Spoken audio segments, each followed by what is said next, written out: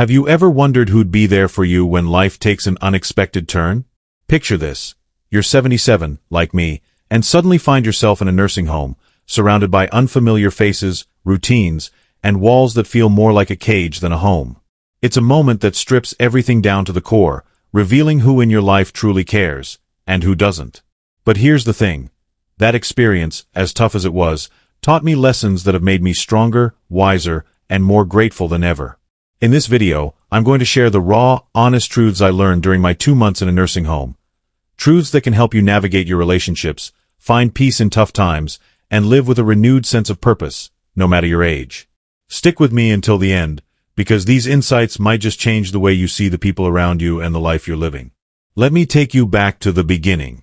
At 77, I thought I had life pretty much figured out. I had my routines, coffee on the porch every morning, chats with my neighbor about the weather, and the occasional family barbecue.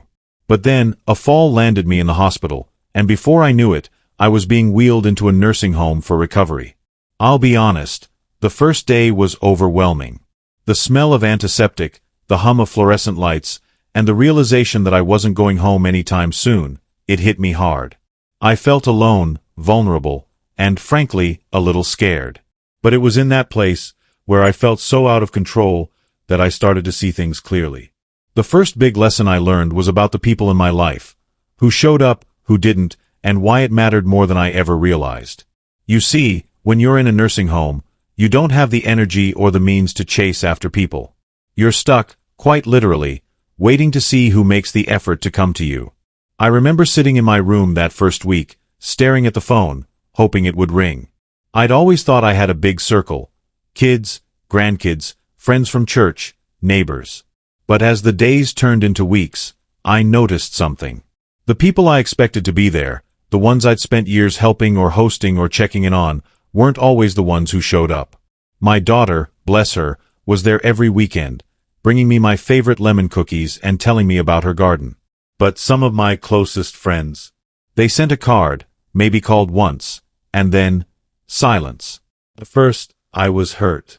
I'd lie awake at night, wondering what I'd done wrong. But then I started to understand something profound.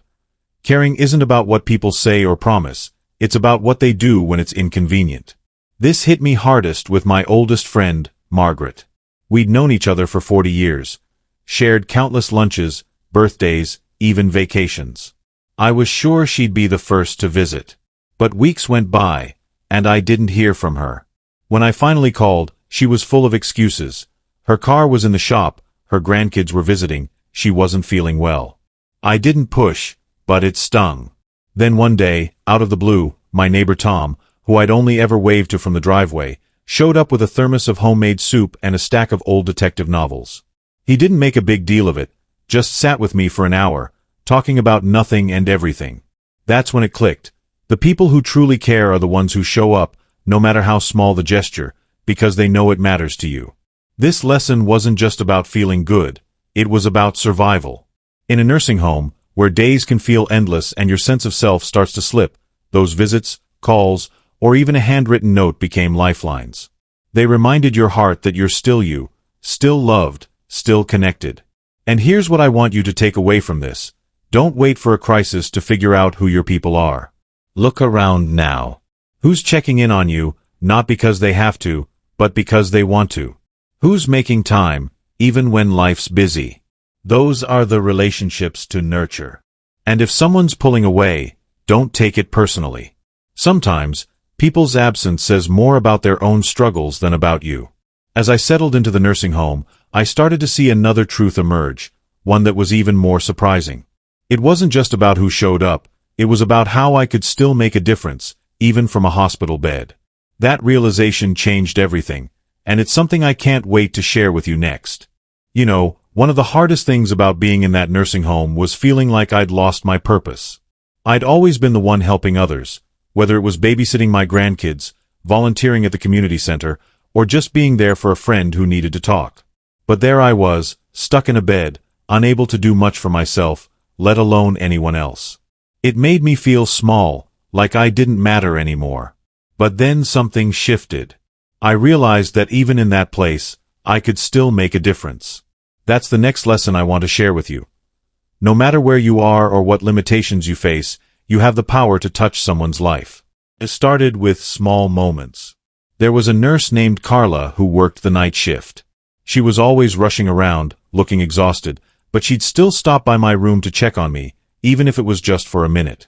One night, I noticed she seemed particularly down.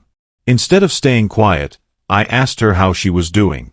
She hesitated, then opened up about how she was struggling to balance work and taking care of her mom. I didn't have much to offer, just a listening ear and a few words of encouragement, but you should have seen her face. That little conversation meant something to her. And it meant something to me, too. It reminded me that I wasn't just a patient. I was still a person who could connect, who could care. From then on, I made it my mission to spread a little light wherever I could. I'd compliment the aides on their hard work, share stories with other residents during meals, or just smile at someone who looked like they were having a rough day. One time, I noticed an older man named George, who sat alone in the dining room every day, barely touching his food. I started sitting with him, asking about his life. Turns out, he'd been a mechanic for 50 years and had stories that could fill a book. Slowly, he started talking more, eating more, even laughing. It wasn't a big thing, but it mattered. Those moments gave me a sense of purpose again, and they taught me that you don't need to be strong or mobile or even at home to make someone's day better. All you need is a willingness to see the people around you. This lesson isn't just for nursing homes, it's for life. Maybe you're at home, feeling like your best days are behind you. Maybe you're not as active as you used to be, or you're dealing with aches and pains that slow you down. But here's the truth. You don't need to do grand things to matter.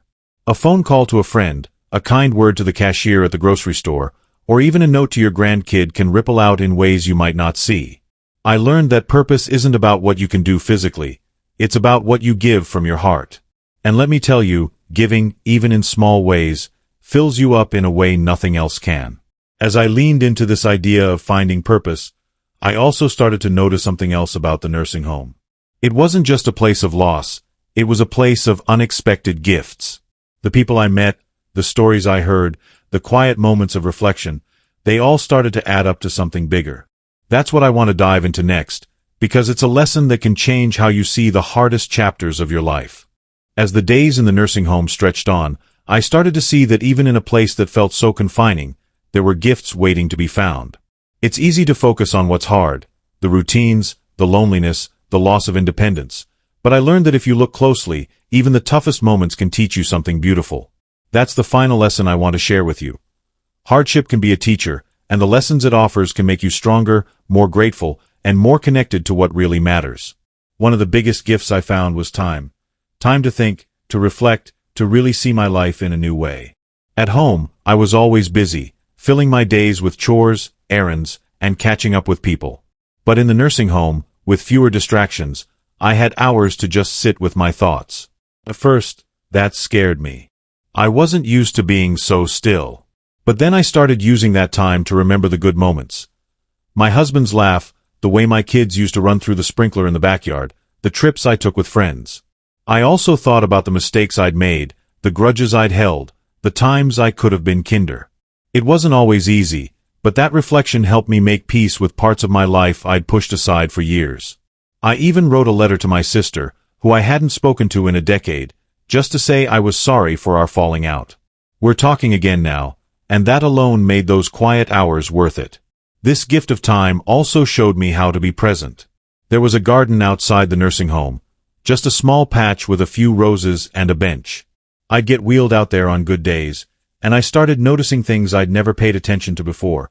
The way the sunlight hit the leaves, the sound of birds, the smell of the air after it rained. It sounds simple, but those moments felt like a reset. They reminded me that life, even in a place I didn't want to be, was still full of beauty. I carried that with me when I left, and now, whether I'm having coffee on my porch or waiting at the doctor's office, I try to notice the little things. It's like a secret weapon for finding joy, no matter where you are. Another gift was the people I met. Not just the ones who visited, but the residents and staff who became part of my world. There was a woman named Ruth, who was 92 and sharp as a tack. She'd tell me stories about growing up during the Depression, and her resilience inspired me to keep going on tough days. Then there was a young aide, Miguel, who'd sing old Motown songs while he worked. He didn't know it, but his energy lifted everyone around him. These weren't just passing encounters, they were connections that reminded me how much we need each other, at any age. I learned to listen more, to ask questions, to really see the people in front of me. And that's something you can do right now, whether you're at home, in a senior center, or even in a hospital bed. Every person you meet has a story, and sometimes just listening can be a gift you give each other. So, here's what I want to leave you with. My 2 months in that nursing home taught me who truly cares, how to find purpose even in tough times, and how to embrace the gifts hidden in hardship. It showed me that caring is about action, not words, about who shows up when it's hard.